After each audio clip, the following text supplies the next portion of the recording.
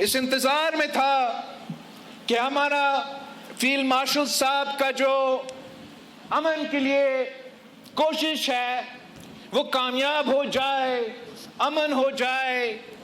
Iran में जो वाक़ये हुए हैं, जो शहादतें हुए हैं, जिस अंदाज में इन ज़ायोनिस्ट कुव्वतों ने बच्चियों के स्कूल पे इंटरकॉन्टिनेंटल बैलिस्टिक मिसाइल मारा है और नौजवान बच्चियों को शहीद किया था, आयतुल्लाह खामेनी को शहीद किया।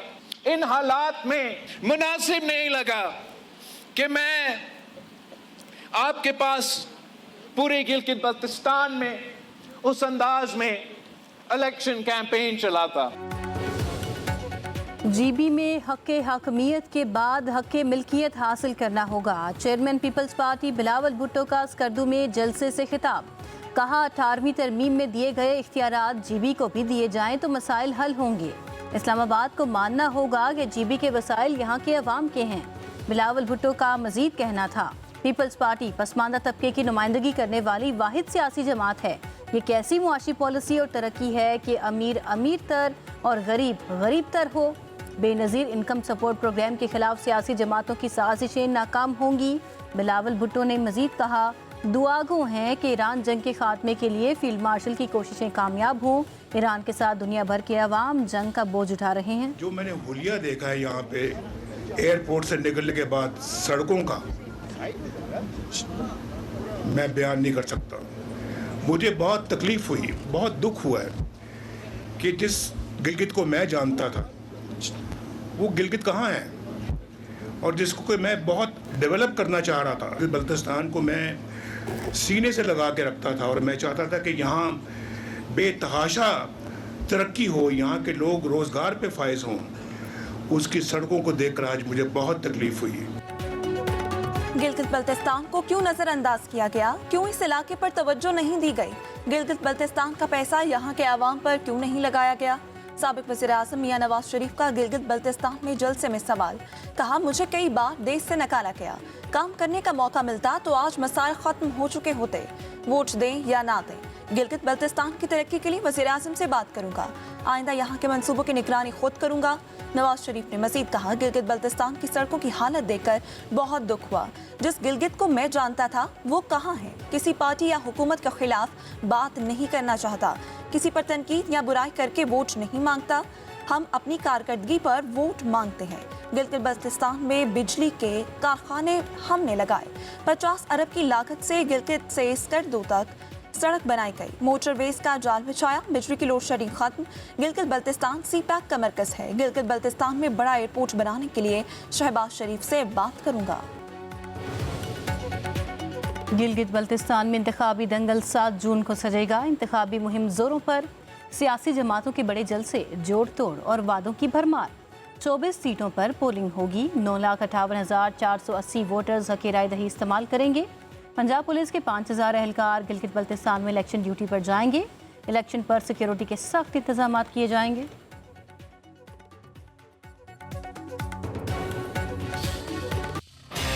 अमेरिकी सदर ने टेलीफोन पर इस्राएली वज़ीर आज़म को झाड़ पिला दी। डोनाल्ड ट्रंप ने नेतन्याहू को पागल और नाशुक्रा करार दे दिया। अमेरिकी वेबसाइट के मुताबिक अमेरिकी सदर ने इस्राएली वज़ीर आज़म को कहा, मैं ना होता तो तुम जेल में होते। हर शख्स अब तुमसे और इसराइल से नफरत करता है। बेरूत पर हमले नहीं होने चाहिए। लेबनान पर हमला किया तो इसराइल दुनिया में मजीद तनहा हो जाएगा। इसराइली वज़ीर आज़म अमेरिकी सदर के सामने ओके ओके करते रहे। अमेरिकी सदर का लेबनान में इसराइली कार्रवाइयां रोकने का ऐलान। कहते हैं बेरूत की जानिब कोई फौज नहीं भेजी जाएगी। जो फौजें रास्ते में थी उन्हें वापस मोड़ लिया गया। हिजबुल्लाह से भी अच्छी बात हुई। इसराइल और हिजबुल्लाह एक दूसरे पर हमले नहीं करेंगे। डोनाल्ड ट्रंप ने नेतन्याहू पर फौज पर सख्त तनकीद की।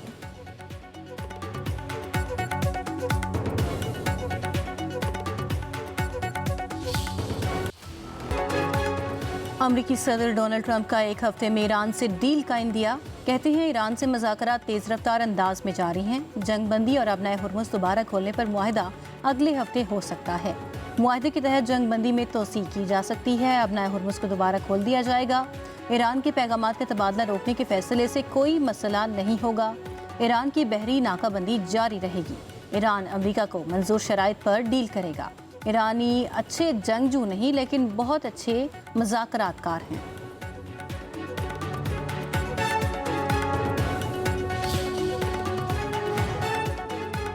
हिजबुल्लाह ने जंगबंदी की अमरीकी तजवीज़ कबूल कर ली। वाशिंगटन में लेबनानी सफारतखाने की तरफ जारी बयान में कहा, सीज़ फायर को पूरे लेबनान तक तोसी दी जाएगी। इसराइल बैरूत के जनूबी इलाकों पर हमलों से गुरेज करे। उधर हिजबुल्लाह के रुकन पार्लिमान हसन फजलुल्लाह ने कहा, हिजबुल्लाह पूरे लेबनान में मुकम्मल जंगबंदी की हिमायत करेगी। ये इसराइली फौज के इनखला के लिए इब्तदाई कदम होगा। आने वाले दिनों में जायजा लेंगे कि जंगी कार्रवाइयों का खात्मा मौसर तौर पर नाफिज होता है या नहीं।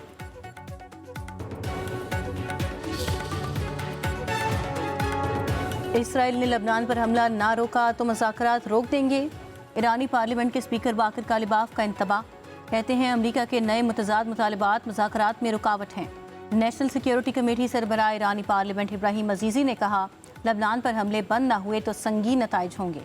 ईरानी फौज जवाब देने के लिए मुकम्मल तौर पर तैयार है। खित्ते में अमरीकी अफवाज भी नताइज भुगतेंगी। ईरानी पासदारान इनकलाब कुद्स फोर्स के कमांडर इस्माइल कानी ने कहा कि लेबनान और गजा में इसराइली कार्रवाइयां मज़ाहमती महवर को रद्द अमल पर मजबूर कर देंगी।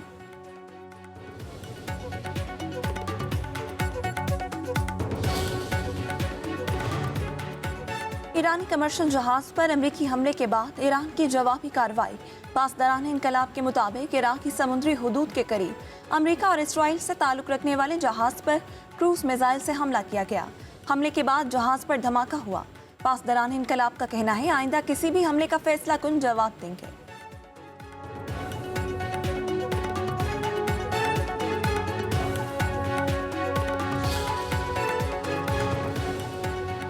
पाकिस्तान आलमी अमन का जामिन। ईरान अमरीका जंगबंदी में पाकिस्तान के सालिसी किरदार की दुनिया मुअतरफ। यूरोपीय यूनियन की खारिजा पॉलिसी के सरबराह ने पाकिस्तान की कायदाना सलाहियतों और कामयाब डिप्लोमेसी को सराहा। काया कैलस ने कहा कि पाकिस्तान की शानदार सिफारती कोशिशों ने कई मौके पर ईरान अमरीका मुकम्मल जंग के आगाज़ को रोका। फील्ड मार्शल सैयद आसिम मुनीर ने अमरीका और ईरान में रुकावटों को दूर करने में किरदार अदा किया।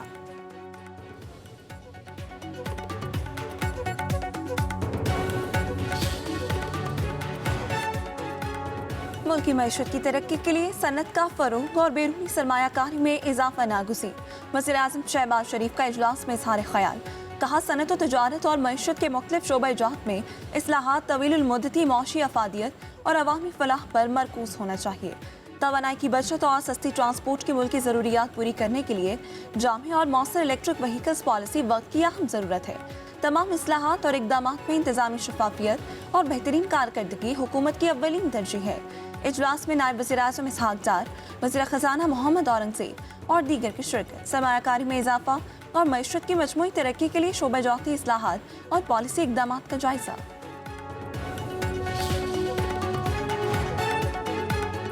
वफाकी बजट में बिजली सब्सिडी में 206 अरब रुपए तक कमी मुतवक्के। हुकूमत की पावर सेक्टर सब्सिडी 20% कम करके 830 अरब रुपए रखने की तजवीज़। IMF की शर्त पर बिजली सब्सिडी का हजम GDP के 0.6% तक महदूद। डिस्कोज और के इलेक्ट्रिक के लिए टैरिफ सब्सिडी 374 अरब रुपए मुकर्रर किए जाने का इम्कान। के इलेक्ट्रिक की सब्सिडी 126 अरब से बढ़कर 163 अरब रुपए होने का इम्कान। गर्दिशी कर्जा जून 2026 तक 1.614 ट्रिलियन रुपए तक महदूद रखने की IMF की शर्त। आलमी मालियाती इदारे का गैर हदफी सब्सिडी ख़त्म करके बराह रास्त नकद इमदाद की तरफ जाने पर जोर। सनतों पर 250 अरब का बोझ कम। नए माली साल के बजट के लिए अहम मुआशी अहदाफ मुकर्रर कर लिए गए। 4715 अरब रुपए का कौमी तरक्याती लेआउट मंजूर।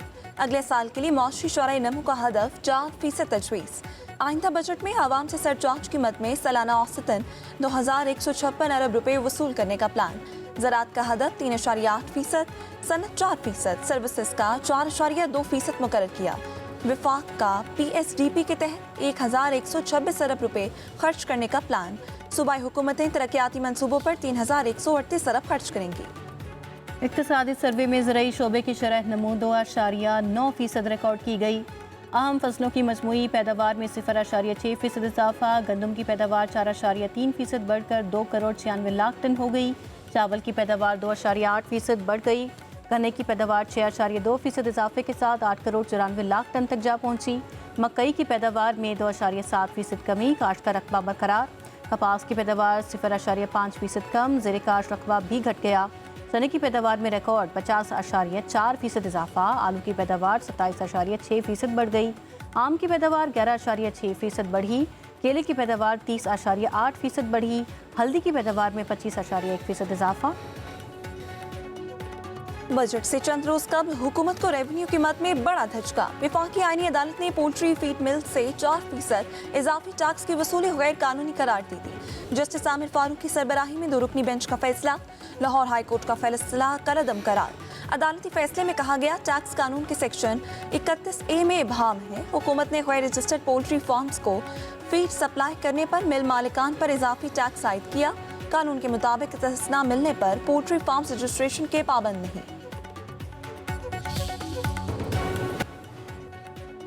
इस्लामाबाद में नेशनल पुलिस एकेडमी के अपग्रेडेशन प्रोजेक्ट पर काम तेज।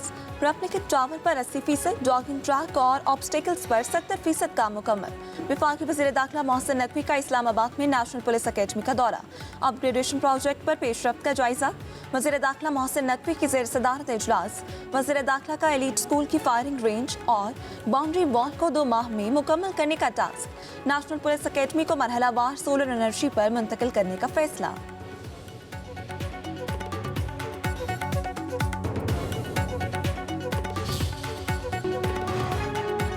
सिंध पंजाब के मैदानी इलाके आग उगलने लगे। शदीद गर्मी से अवाम बेहाल, लू के थपेड़ों से जिंदगी मफलूज।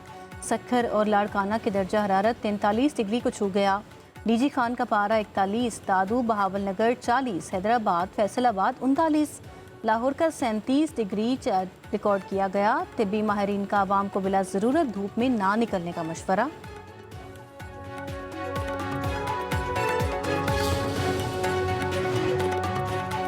मगरबी हवाओं का सिलसिला आज बालाई इलाकों में दाखिल होगा। 5 जून तक आज़ाद कश्मीर, गिलगित बल्तिस्तान, खैबर पख्तूनख्वा, पंजाब में मूसलाधार बारिश की पेशगोई। PDMA का चित्राल, दीर, सवात, कोहिस्तान, मानसेहरा के लिए अलर्ट। पंजाब के कई इलाकों में बादल जमकर बरसेंगे। लाहौर, इस्लामाबाद, रावलपिंडी, गुजरात, झंग, मुल्तान, खानीवाल, खोशाब, सरगोदा, मियांवाली में कहीं कहीं बारिश और जालाबारी की पेशगोई।